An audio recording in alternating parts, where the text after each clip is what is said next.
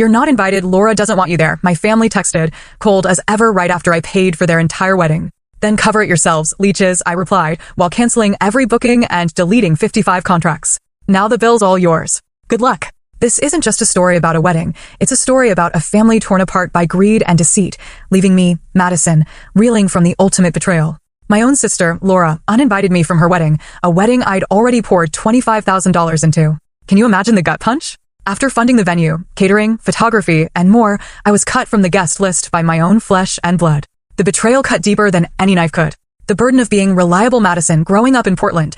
Our family was never poor, but we certainly weren't comfortable. My parents, Diane and Robert, worked tirelessly, but raising 2 daughters meant constant corners had to be cut. We lived in a modest 3-bedroom house, and luxury was a word we never used. From childhood, the dynamic between Laura and me was crystal clear. I was the responsible one, the achiever, the reliable daughter who helped without being asked. Laura, 2 years younger, was the family princess. While I was expected to excel in school, help around the house, and generally act like a mini-adult, Laura was allowed to focus on being social and finding herself. "Madison will figure it out" became my parents' mantra whenever something needed handling, whether it was my taxes from a part-time job or navigating college applications alone. Meanwhile, Laura got personalized guidance for everything from homework to picking out prom dresses. Despite this imbalance, I thrived academically. I graduated valedictorian and earned a full scholarship to study computer science. College was liberating. Finally, my hard work was recognized on its own merits. I graduated summa cum laude and landed a job at a promising tech startup in Seattle. Startup life was grueling but exhilarating. While my peers bought fancy cars or downtown condos with their big paychecks, I lived frugally, investing most of my salary and stock options. When our company was acquired 3 years later, my prudence paid off spectacularly. At 28, I suddenly had a net worth of over $2 million. The shift from reliable to wealthy Madison's success didn't change my modest lifestyle much. I upgraded to a comfortable 1-bedroom condo, took one amazing solo trip to Japan, and set up solid retirement accounts. What had changed was my family's perception of me. Suddenly, I wasn't just reliable Madison. I was wealthy Madison, a potential solution to everyone's financial problems. It started small. Dad needed a new car. I helped with the down payment. Mom's hospital restructured, cutting her hours. I covered the mortgage for 3 months. Laura needed to move after a breakup. I paid her security deposit and months of rent. Each time, the gratitude seemed sincere, if somewhat entitled. When Laura met James at a friend's wedding, the family dynamic shifted again. James came from money, old East Coast money, with summer homes and country club memberships. Suddenly, Laura was spending weekends in the Hamptons and posting Instagram photos from charity galas. The princess had found her prince, and my parents were ecstatic. The engagement announcement came after just 8 months of dating. Laura called me, squealing about the 2-carat diamond and perfect sunset proposal on a yacht. I was genuinely happy for her, despite the nagging feeling that James seemed more impressed with Laura's carefully curated social media presence than her actual personality. "Madison, I'm so excited for you to be part of this," Laura gushed over the phone. "You've always been there for me, and I want you right by my side." When she mentioned the wedding would be at the Griffin Estate, one of Seattle's most exclusive venues, I felt a twinge of concern. Griffin Estate weddings started at $50,000, far beyond what our parents could afford. "Don't worry about Mom and Dad," Laura said before I could voice my concern. "James's parents are helping, and we've got it covered." She paused, then added casually, "Though if you wanted to help with some of the smaller expenses, that would be amazing." "Of course," I replied, thinking she meant the rehearsal dinner, or perhaps her dress. I had no idea that some expenses would soon become the entire wedding, or that my generosity would ultimately get me uninvited from the very event I was funding. The financial avalanche and growing entitlement, what started as some expenses, quickly snowballed into a financial avalanche. 2 weeks after the engagement, Laura invited me to lunch at an upscale restaurant she couldn't afford. Over a $60 entree, which I paid for, she slid a wedding budget spreadsheet across the table. "So, this is what we're thinking," she said, pointing to the bottom line, $120,000. I nearly choked on my sparkling water. "Laura, that's a lot." "It's actually pretty reasonable for what we want," she countered, flipping through a wedding magazine showing elaborate floral arrangements and custom-made table settings. "The Griffin Estate is $25,000 just for the venue rental, but it's the only place that will give us the fairy tale vibe we're going for." I asked the obvious question, what are James's parents contributing? Laura's smile faltered. "Well, that's the thing. They're not exactly on board with the wedding yet. They think we're rushing things and wanted us to have a longer engagement." She fidgeted with her napkin. "They said they might help later, but for now, we're on our own." "And Mom and Dad? They're putting in $10,000, which is all they can afford." Her eyes welled with tears. "Madison, I know it's a lot to ask, but this is my one special day. James is perfect, and I want everything to be perfect for him. His friends all had amazing weddings, and I can't show up with something basic." I should have said no. I should have suggested a reasonable budget or a longer engagement to save up. Instead, I heard myself say, "I can cover the venue deposit while you figure out the rest." Laura's tears vanished instantly, replaced by a dazzling smile. "You're the best sister ever. I knew I could count on you." That $25,000 deposit for the venue, catering, and photography was just the beginning. Over the next few months, the requests kept coming, each presented as a crisis only I could solve. The florist needs a 50% deposit by Friday or we'll lose our date.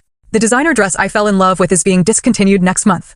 The band James wanted just had a cancellation on our date, but we need to book them immediately. Each time, I transferred the money, telling myself it was an investment in my sister's happiness. I created detailed spreadsheets, tracking every expense, naively believing Laura and James would eventually reimburse at least part of it. By 3 months before the wedding, I had spent over $75,000, and the bills kept coming. My parents, rather than acting as a voice of reason, seemed to encourage Laura's extravagance. "You're so blessed to be able to do this for your sister," my mother said during one of our weekly calls. "Your father and I could never give her the wedding she deserves." The subtle implication was clear. As the financially successful sibling, it was my duty to provide what they couldn't. No one seemed to consider that I had worked incredibly hard for my money or that I might have my own plans for it. Laura's attitude shifted from grateful to entitled with alarming speed. What began as "thank you so much for helping us" became "we need another $5,000 for upgraded linens," without so much as a please. James, who supposedly came from money, was conspicuously absent from all financial discussions. One evening, after transferring another $3,000 for a premium open bar package, I finally asked Laura directly about James's contribution. "He's contributing in other ways," she said defensively. "He's handling all the honeymoon arrangements." Later, I discovered through an accidental email that James's parents were paying for the honeymoon, a 2-week stay at a luxury resort in Bora Bora. James wasn't contributing a dime. By the 2-month mark, I had spent nearly $95,000 on my sister's wedding. My financial advisor had stopped sending subtle warnings and was now directly questioning my decisions. I'd had to liquidate some investments, incurring tax penalties I hadn't planned for. But every time I considered pulling back, I thought of the disappointment on Laura's face, the accusations of ruining her special day, the family drama that would ensue. So I kept paying, buried my resentment, and told myself that after the wedding, things would return to normal.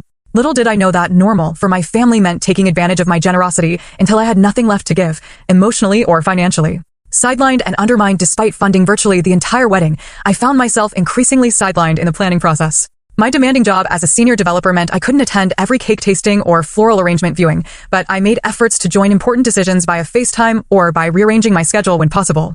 Laura, however, seemed to deliberately schedule appointments when I was in unmovable meetings or presentations. "Oh, did I get the time wrong?" she'd say innocently. "We've already put down the deposit anyway, so it doesn't really matter."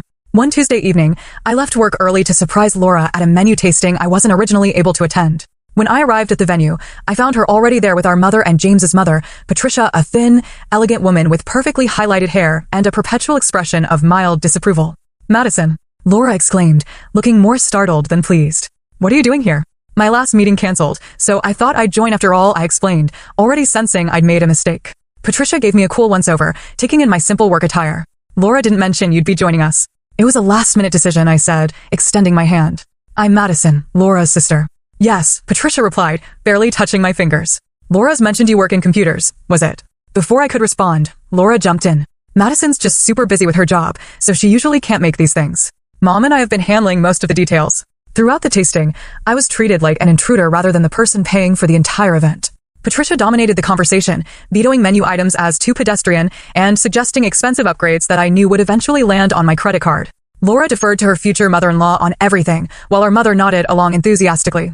After Patricia left, I pulled Laura aside. "What was that about?" I felt like I was crashing someone else's wedding planning. "Don't be dramatic," Laura sighed. "Patricia has amazing taste, and she's done this before with James's older sisters. I want her to feel included. More included than the person paying for everything?" I couldn't help asking. Laura's face hardened. "Is that what this is about? The money? Are you going to hold that over my head forever?" Our mother intervened before I could respond. "Girls, please. Madison, your sister is under a lot of stress. The last thing she needs is to feel guilty about accepting your help." I apologized, as I always did, and the moment passed. But the pattern continued. The betrayal, overheard and excluded a week later, while grabbing coffee near Laura's apartment, I overheard her voice from a corner table. She was with her maid of honor, Kimberly, speaking loudly enough that her words carried clearly. "Madison's being such a control freak about everything," Laura complained. "Just because she's paying doesn't mean she gets to make all the decisions. It's my wedding, not hers." "That sucks," Kimberly sympathized. "But at least you're getting the dream wedding without going into debt." "Small price to pay for her attitude, I guess," Laura sighed. "Sometimes I wish she would just send the money and stay out of it. She's making everything so complicated with her spreadsheets and questions." I left before they could spot me, feeling like I'd been punched in the stomach. The spreadsheets she complained about were my attempt to stay organized and ensure nothing fell through the cracks, a courtesy to her, not a control tactic. The final red flag came 3 weeks before the wedding. Laura had organized a bridal party spa day as a thank you to her bridesmaids. Though I wasn't officially in the bridal party, Laura had claimed she didn't want to burden me with extra responsibilities. Given how much I was already doing, I assumed I'd be included in the pre-wedding celebration. I found out about the spa day from my cousin Rachel's Instagram story, a photo of Laura and 6 other women in plush robes, champagne flutes in hand, with the caption, "Spoiling our bride-to-be." Hashtag Laura and James tie the knot. When I confronted Laura that evening, she broke down in tears. "I didn't think you'd want to come. You're always so busy and stressed about work." I was trying to be considerate. By excluding me from a day celebrating your wedding, the wedding I'm paying for? My voice shook with hurt and anger. "I'm sorry," she sobbed. "I've been so overwhelmed with everything. You're right, I should have invited you. I'll make it up to you, I promise. You're the most important person in this whole process, and I couldn't do any of this without you." Her apologies seemed sincere, and for a few days, things improved. Laura called daily with updates, asked my opinion on last-minute details, and even scheduled a sisters-only dinner at my favorite restaurant. I began to think I'd overreacted, that the stress of wedding planning had temporarily strained our relationship, but everything would be fine. The rehearsal dinner, lies and disgust, then came the rehearsal dinner. James's parents had finally agreed to cover this event, hosting it at an exclusive country club. Meeting James's extended family and friends was illuminating in all the wrong ways. His college roommates, all working in finance or law, made subtle digs about the tech industry being overvalued and full of lucky coding monkeys who stumbled into money. More concerning was how Laura presented herself to James's circle. Gone was my slightly awkward, sometimes funny sister who'd once dreamed of teaching elementary school. In her place was a polished, name-dropping stranger who claimed to run her own successful lifestyle consulting business, a dramatic overstatement of the Instagram account where she occasionally posted sponsored content for free products. When James's uncle asked how we'd managed to afford such an extravagant wedding on a teacher's salary, Laura smoothly replied, "Madison and I have been quite successful in our careers, as if we were equal contributors to the wedding fund." Later, I overheard Patricia telling another guest, "Laura comes from a good family. Her sister made some money in that tech bubble, nothing like our family businesses, of course, but they're comfortable." I felt sick. Not only was Laura taking credit for my financial contribution, but she was also minimizing my hard-earned success to fit into James's world. When I tried to talk to her about it after the dinner, she dismissed my concerns. "I was just trying to fit in, Madison. James's family can be judgmental, and I didn't want them looking down on us. By lying about your non-existent business and taking credit for my money? Don't be so sensitive," she snapped. "It's not like I told them you're paying for everything. That would be humiliating for everyone." I went home that night with a growing sense of dread. Something felt very wrong about the entire situation, but I was in too deep to pull out now. The wedding was less than a week away. All I had to do was get through the ceremony, smile for the photos, and then I could start setting better boundaries with my sister and my family. Or so I thought, until the text message that changed everything. The breaking point. "You're not invited." The message arrived during a critical product meeting. As lead developer on our company's newest security feature, I was in the middle of presenting implementation timelines to our executive team when my phone buzzed repeatedly on the conference table. Normally, I would never check messages during such an important meeting, but the multiple notifications suggested an emergency. Excusing myself briefly, I glanced at my screen and froze. 3 messages from my mother. "Madison, we need to talk about the wedding. There's been a change of plans. You're not invited. Laura doesn't want you there." I must have made some sort of sound because several colleagues looked up with concern. Mumbling something about a family emergency, I fled to the nearest bathroom, locked myself in a stall, and read the rest of the incoming messages with trembling hands. "Laura feels you've been too controlling about wedding plans. She says you're making everything about yourself and your contribution. James's parents have offered to help with some expenses, but only if the wedding proceeds without drama." The final blow came in the last message. "Laura needs this day to be perfect. Please understand and respect her wishes." Respect her wishes? After I'd poured nearly $100,000 into her perfect day? After I'd endured months of increasing entitlement, subtle insults, and exclusion? My vision blurred with tears of rage and humiliation. I called my mother immediately, struggling to keep my voice steady. "What exactly is going on?" "Madison," she sighed, as if I were being difficult. "I know this is upsetting, but Laura is under tremendous pressure. James's parents are finally warming up to the marriage, and she can't risk anything going wrong." "And I'm something that could go wrong?" I asked incredulously. There was a telling pause before my mother replied. "Patricia has expressed concerns about family tension overshadowing the ceremony. Apparently, Laura mentioned some disagreements between you two." "Disagreements? You mean me occasionally asking questions about where my money is going?" "Honey, no one is denying your generosity," my mother said in that placating tone I'd grown to hate. "But this isn't about the money. It's about Laura's special day. Then explain to me exactly why I'm being uninvited to a wedding I'm paying for," I demanded. Another pause, longer this time. "James's parents spoke with Laura yesterday. They're willing to contribute $50,000 toward the wedding expenses, but they were concerned about what they called family dysfunction. Apparently, Laura told them you've been having episodes." "Episodes?" I repeated, my blood running cold. "What does that mean?" My mother's voice dropped to a whisper. "She may have implied that you've been struggling with some mental health issues, that your success has come with a toll and you've been taking it out on her." The bathroom stall seemed to spin around me. My sister hadn't just excluded me or taken advantage of my generosity. She'd actively painted me as mentally unstable to justify cutting me out. Did you defend me? I asked, already knowing the answer. Madison, try to understand. This wedding is everything to Laura. James comes from a very traditional family. They value stability and appearances. And what about honesty? What about basic human decency? Does Laura value those things at all? Of course she does. My mother insisted. She's just under a lot of pressure right now. Once the wedding is over, you two can work through this. A clarity I'd never experienced before washed over me. For years, I'd been the family fixer, the responsible one, the bank account with no boundaries. I told myself it was love, but in that moment, I recognized it for what it truly was, exploitation. Mom, I said with unnatural calm, please tell Laura that if I'm not welcome at the wedding, then neither is my money. Madison, don't be vindictive. I'm not being vindictive. I'm establishing a boundary that should have existed all along. My voice grew stronger with each word. If James's parents are contributing $50,000 with a condition that I'm not there, they can contribute the other $100,000 I've already spent too. You can't do that, my mother gasped. Everything's paid for. The wedding is in 3 days. Correction, I said calmly. The wedding you uninvited me from was in 3 days. Now, it's your problem to solve. I ended the call and sat in the bathroom stall for several minutes, my heart pounding, but my mind strangely clear. Then I returned to the conference room, apologized to my colleagues, and finished my presentation with mechanical precision. No one would have guessed that inside. I was simultaneously shattered and reborn. As soon as the meeting ended, I requested an emergency personal day for tomorrow and went straight home to execute the most difficult and necessary decision of my adult life. Consequences and reclaiming my power. I'm not normally a vindictive person. Throughout my life, I've been the peacemaker, the one who forgives quickly and moves on. But some betrayals cut too deep for simple forgiveness, especially when the offending parties show no remorse. This wasn't about revenge. It was about self-respect and consequences. Once home, I spread all the wedding documentation across my dining table. Contracts, receipts, email confirmations, payment schedules, everything had been meticulously organized in both physical folders and digital files. I created 3 lists: vendors with final payments pending, services that could be canceled with partial refunds, and payments that were non-refundable. My phone continued buzzing with messages from my family, which I ignored. This required focus and precision. I started with the venue, the Griffin Estate. Their contract had a clause allowing for cancellation with a partial refund if done more than 72 hours before the event. I called the event coordinator, Susan, with whom I'd been working closely for months. Madison, what can I help you with? Getting excited for Saturday? Susan chirped. Actually, Susan, I need to discuss cancellation options. A long pause. Cancellation? Is everything okay? I took a deep breath. No, it's not. I've been funding this entire wedding for my sister, but I've just been informed that I'm not welcome to attend. Under the circumstances, I can no longer financially support the event. To her credit, Susan didn't pry further. I understand this must be incredibly difficult. She explained my options professionally. I could cancel entirely and receive a 25% refund of my deposit, or I could transfer the reservation to another paying party. Please cancel and process the refund, I said firmly. If my sister or her fiancé contacts you about reinstating the reservation, they're welcome to do so under their own financial responsibility. Next came the caterer, the photographer, the florist, the rental company, the bartending service, and a dozen other vendors. Some conversations were brief and businesslike, others were awkwardly sympathetic.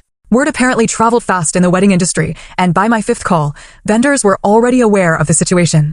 I heard what happened, the photographer said quietly. For what it's worth, I think you're doing the right thing. No one should be treated that way by family. The DJ was even more direct. Man, that's cold. Your sister sounds like a piece of work, no offense. I offered no details beyond the essential facts, but it was clear that most vendors had encountered similar situations before. Several even offered more generous refund terms than their contract specified, citing unusual circumstances. By early evening, I'd processed cancellations for every service I'd booked and paid for. Where refunds were possible, I provided my banking details. Where money was lost, I accepted it as the price of my freedom from toxic family dynamics. The last step was digital. I logged into the wedding planning website I'd created and downloaded all documents for my records, then deleted the entire site. I removed the shared online folders containing vendor information, seating charts, timelines, and the 55 meticulously created planning files that had consumed countless hours of my time over the past months. Just as I finished, my phone rang. Laura. After sending all her calls to voicemail all day, I decided to answer this one. How could you do this to me? She screamed without preamble. The venue just called and said everything's been canceled. My wedding is in 3 days. Correction, I said calmly. The wedding you uninvited me from was in 3 days. Now, it's your problem to solve. You vindictive bitch. Laura was sobbing now. You're ruining my life because of your jealousy. Mom was right, you're having a mental breakdown. Actually, I'm seeing things clearly for the first time, I replied. You and our parents have taken advantage of me for years. This was just the final straw. James's parents are going to think we're a family of lunatics. How am I supposed to explain this? You could try telling the truth for once, I said. Tell them how you lied about my mental health to exclude me from the wedding I paid for. Tell them how you've been presenting yourself as a successful businesswoman while living off my generosity. I never asked you to pay for everything. You offered. And you accepted enthusiastically and repeatedly. Then you excluded, belittled, and lied about me. I'm calling Mom. Dad says we can sue you for this. I couldn't help but laugh. Sue me for what? Canceling services I paid for? Good luck with that. This isn't over. Laura hissed before hanging up. She was right about that, but not in the way she meant. Within minutes, my parents called. I let it go to voicemail, then listened to my father's outraged message threatening legal action and my mother's tearful plea to reconsider before it's too late. I sent a single text to our family group chat, then pay for it yourselves, leeches. I'm done being your ATM. Then I blocked all their numbers, poured myself a glass of wine, and began researching remote cabins for a week of solitude. I needed space to process what had happened and to begin the difficult journey of rebuilding my sense of self-worth without the familiar weight of family obligation. Solitude and self-discovery. As I booked a peaceful lakeside cabin in the Olympic Peninsula, I felt simultaneously hollow and liberated. The family I thought I had was gone, or perhaps had never existed as I'd imagined. But for the first time in my adult life, I was putting myself first, and there was a certain power in that realization. The Olympic Peninsula in early autumn is a study in contradictions. Vibrant colors against gray skies, crashing waves alongside silent forests, endings and beginnings coexisting in perfect harmony. For 7 days, I walked miles of deserted beaches, hiked through ancient rainforests, and sat for hours watching eagles soar above the Pacific. My cabin had spotty cell service and no Wi-Fi, a blessing that forced me to disconnect, not just from my family drama, but from the constant demands of the digital world. I'd left my work laptop at home, but brought a journal, filling pages with raw, unfiltered thoughts about my family, my patterns of people-pleasing, and the vision for my life moving forward.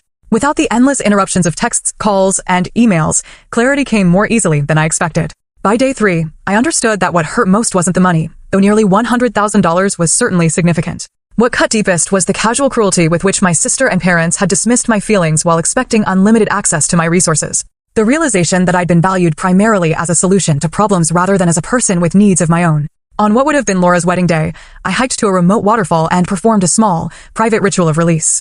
I wrote down every hurtful comment, every manipulative tactic, every moment of being taken for granted. Then I tore the pages into tiny pieces and scattered them into the rushing water. It was theatrical, perhaps, but watching those fragments disappear into the current felt powerfully symbolic. The aftermath and rebuilding. When I returned to Seattle and civilization, reality crashed back in waves. First came the social media fallout. Laura had posted a tear-streaked selfie on Instagram with a long caption about family betrayal and having to scramble to salvage our special day. Our mother shared a vague Facebook post asking for prayers during a difficult family time. Extended family members and mutual friends chose sides without knowing the full story, many assuming I'd acted out of jealousy or mental instability, as Laura had suggested. I didn't dignify any of it with a response. The people who truly knew me reached out directly, offering support without judgment. My closest friend, Taylor, came over my first night back with takeout and wine, letting me vent for hours without once checking her phone. My colleague, Jonathan, who'd witnessed my hasty exit from the product meeting, invited me to dinner with his husband, creating space for normal conversation that didn't revolve around my family drama. Through these friends, I learned bits and pieces about the wedding that ultimately took place. Laura and James had indeed gotten married, but at his parents' country club rather than the Griffin estate. The guest list had been cut in half, the elaborate floral arrangements replaced by simple centerpieces, the gourmet menu downgraded to standard country club fare. Patricia had apparently stepped in with some additional funding, but nowhere near what I'd been providing. The whole thing felt rushed and tense, reported my cousin Rachel, who'd attended as a bridesmaid.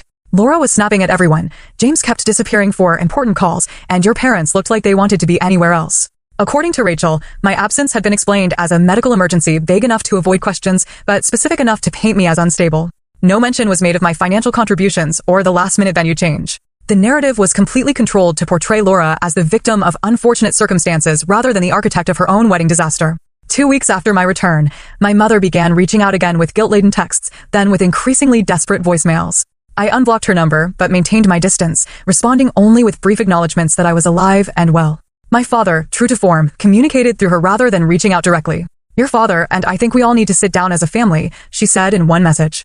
Laura's back from her honeymoon, and there are things that need to be discussed. I replied with this single sentence. I'm not ready for that conversation yet. The truth was, I was deep in the process of examining our family dynamics with my newly found therapist, Dr. Chin. After just 3 sessions, patterns that had been invisible to me for years suddenly came into sharp focus. How Laura's role as the family princess had been established early and reinforced consistently. How my parents had outsourced their parental responsibilities to me while giving Laura endless chances. How my financial success had been weaponized against me as an obligation rather than celebrated as an achievement. Families develop roles for each member, Dr. Chin explained during one particularly illuminating session. You were assigned the role of capable caretaker, while your sister was assigned the role of needing care. These roles served your parents' emotional needs in some way, which is why they've worked so hard to maintain them, despite how harmful they've been to you.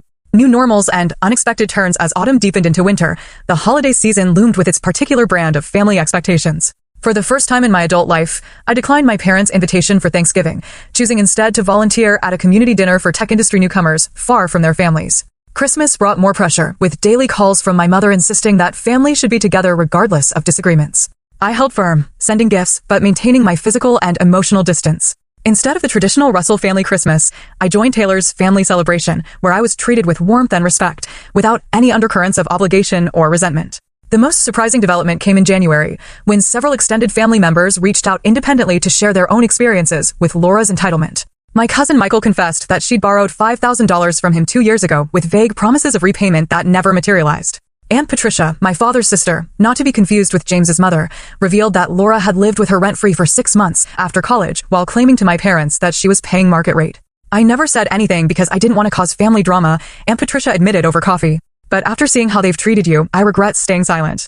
There's a pattern here that goes beyond normal sibling rivalry. Learning that others had experienced similar treatment was both validating and heartbreaking. The family mythology of Laura as the fragile princess and me as the invulnerable achiever had affected more relationships than just ours. It had created ripples of dysfunction throughout our extended family, silencing those who might have spoken up earlier out of the same conflict avoidance that had kept me paying wedding bills long after red flags began appearing. By spring, I had established a new normal: weekly therapy sessions, a small but supportive circle of friends, limited contact with my parents, and no direct communication with Laura or James. I'd redirected my financial generosity toward causes that mattered to me: a coding scholarship for girls from low-income backgrounds, a monthly donation to the Rainforest Preservation Organization, whose land I'd found healing during my Olympic Peninsula retreat. Boundaries aren't punishments, Dr. Chin reminded me during a session where I expressed guilt about limiting contact with my parents. They're structures that allow relationships to exist in healthier ways. Your family can choose to respect those boundaries or not, but that choice is theirs, not yours. Slowly, painfully, I was learning that lesson, that I could only control my own actions, not others' responses to them, that my worth existed independently of what I could provide for others, that real love didn't come with invoices or conditions. Seeds of possibility 6 months after the wedding that wasn't, I was no longer drowning in anger or hurt. Instead, I was navigating the unfamiliar but liberating waters of self-respect, one boundary at a time. They say time heals all wounds, but that's not entirely true. Time provides distance, perspective, context. But healing requires active work and conscious choices. In the year following Laura's wedding, I discovered that healing isn't a destination, but a winding path with unexpected turns, occasional backsliding, and moments of breakthrough when you least expect them. A significant milestone came 8 months after the wedding debacle, when I finally agreed to meet my mother for coffee. We chose a neutral location, a quiet cafe halfway between our homes, and set a firm 1-hour time limit. Dr. Chin had helped me prepare with role-playing exercises and boundary-setting language, but my stomach still churned with anxiety as I spotted my mother already seated by the window. She looked older somehow, more fragile. Part of me wanted to immediately slip back into caretaker mode, to smooth away her worry lines and assure her everything was fine. But that pattern was exactly what had led us here. "Thank you for meeting me," she began, hands wrapped tightly around her mug. "I've missed you so much." "I've missed aspects of our relationship too," I replied carefully. But I needed this time apart. What followed was the most honest conversation we'd ever had. For the first time, my mother actually listened as I explained how the family dynamics had affected me, how Laura's wedding had merely been the breaking point of a lifelong pattern. "I always thought we were doing the right thing," she said, tears welling in her eyes. "Laura needed more support, and you were so capable, so independent. I never considered that we were burdening you or taking you for granted." "Intent doesn't erase impact, Mom," I replied, a phrase Dr. Chin had taught me. "You and Dad may not have intended to create this imbalance, but the effect was real." And when I finally tried to establish boundaries, the family narrative became that I was having a mental breakdown. My mother looked down, ashamed. Laura was so afraid of losing James. His family is very image-conscious, and she thought if there was any hint of family conflict. So she lied about me, and you and Dad supported that lie. "We didn't know how to navigate it," she admitted. "Everything was happening so fast, and Laura was so distraught. We made the wrong choice, and I'm truly sorry for that." It wasn't a perfect apology. There were still hints of justification in her explanation. But it was more acknowledgement than I'd ever received before. We agreed to continue meeting occasionally, with the understanding that certain topics remained off-limits and that my relationship with Laura would develop on its own timeline, if at all. My father proved more resistant to change. When we eventually met for lunch, his approach was to act as if nothing significant had happened. "Your mother says you're doing well at work," he began, bypassing any mention of the past year of estrangement. When I gently but firmly steered the conversation toward the necessary topics, he grew defensive. "Families have disagreements all the time, Madison. At some point, you need to let this go and move forward." "Moving forward requires acknowledgement of what happened," I countered. "This wasn't a simple disagreement. This was a pattern of behavior that culminated in me being labeled mentally unstable and excluded from an event I paid for. He shifted uncomfortably. Laura was under tremendous pressure. We all were. The difference is how we chose to handle that pressure, I interrupted. Our relationship remains strained but civil. I accepted that my father might never fully understand my perspective or acknowledge his role in the family dynamics. That acceptance, painful as it was, represented its own form of growth, recognizing that I couldn't change others, only how I responded to them. As for Laura and James, their perfect fairy tale showed cracks almost immediately. Through the family grapevine, I learned they'd separated briefly just 4 months after the wedding. James had apparently expected Laura to integrate seamlessly into his upper-class world, while Laura had expected marriage to bring financial security without the need for actual work. Neither expectation had been met. They reconciled after a month apart, but rumors of tension persisted. James's family had not embraced Laura as she'd hoped, and the lifestyle she'd anticipated, charity galas and summer homes, came with social expectations and obligations she wasn't prepared for. I took no pleasure in their struggles. Despite everything, Laura was still my sister, and some part of me would always care about her well-being. But I also recognized that their relationship problems weren't my responsibility to fix, a realization that would have been impossible for me to reach a year earlier. A new chapter then, 11 months after the wedding, a letter arrived at my condo. I recognized Laura's handwriting immediately on the pale blue envelope. For several minutes, I just held it, unsure whether opening it would be an act of self-care or self-sabotage. Finally, curiosity won out. Inside was a card with a simple message. I owe you an apology. Can we talk? No excuses, no blame shifting, no emotional manipulation. Just a straightforward acknowledgement and request. After consulting with Dr. Chin, I responded with equal simplicity. I'm open to that. Coffee next Tuesday at 3. The Laura who met me at the cafe bore little resemblance to the entitled bride who had thrown me out of her wedding. Her designer clothes had been replaced by simple jeans and a sweater. The carefully highlighted hair was pulled back in a practical ponytail. Even her makeup was subdued, revealing freckles I hadn't seen since we were teenagers. James and I are separating, she said after we'd ordered. For real this time. The divorce papers are being drafted. I'm sorry to hear that, I replied, and meant it. Don't be. It's the right decision. She took a deep breath. Being married to James made me see myself through his family's eyes, and I didn't like what I saw. Shallow. Materialistic. Willing to hurt people who love me to maintain appearances. That's a painful realization. It is, but necessary. She met my eyes directly. Madison, what I did to you is unforgivable. The wedding. The lies about your mental health. Taking advantage of your generosity for years. All of it. I wouldn't blame you if you never wanted to speak to me again. Then why are we having coffee? I asked gently. Because I need to take responsibility for my actions. No excuses. Her hands trembled slightly as she continued. I was so focused on creating the perfect image that I destroyed the most important relationship in my life. I don't expect forgiveness or reconciliation. I just need you to know that I recognize what I did, I deeply regret it, and I'm working to become someone who would never treat anyone that way again. The conversation that followed was raw, honest, and occasionally tearful. Laura spoke of her therapy journey, her realization that she'd been playing the role of princess for so long she'd lost sight of her authentic self. How James's world had initially seemed like the perfect extension of that role until the constant judgment and performance became suffocating. I'm starting over, she explained. Moving back to Portland, getting a teaching credential like I originally wanted before I got caught up in trying to be Instagram famous. Building a life based on what actually matters to me, not what impresses others. I didn't promise immediate reconciliation or a return to our former relationship. Too much had happened for such simple resolution. But I did offer what felt authentic in the moment. I appreciate your apology, and I'm open to slowly rebuilding some form of relationship if your actions consistently match your words. That coffee meeting didn't magically heal all wounds or instantly restore our sisterhood, but it planted a seed of possibility that has slowly, cautiously grown. In the months since, we text occasionally now, sharing small moments rather than grand declarations. I sent her information about the teaching program I'd researched. She sent me a funny meme that reminded her of our childhood. As for me, the experience of being the uninvited sister transformed my approach to relationships of all kinds. I became more discerning about where I invested my time, energy, and yes, money.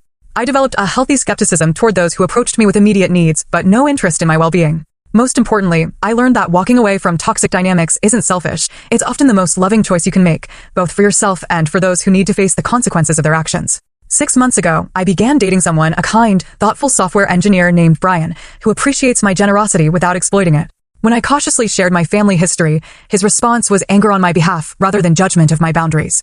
They're lucky you're even considering letting them back into your life, he said, squeezing my hand. That simple validation meant everything, confirmation that my experience was as egregious as I'd felt it to be, not an overreaction, as my family had initially framed it. The money I lost on Laura's wedding is long gone, and I've made peace with that. The emotional toll lasted longer, but the personal growth that emerged from that painful period has been invaluable.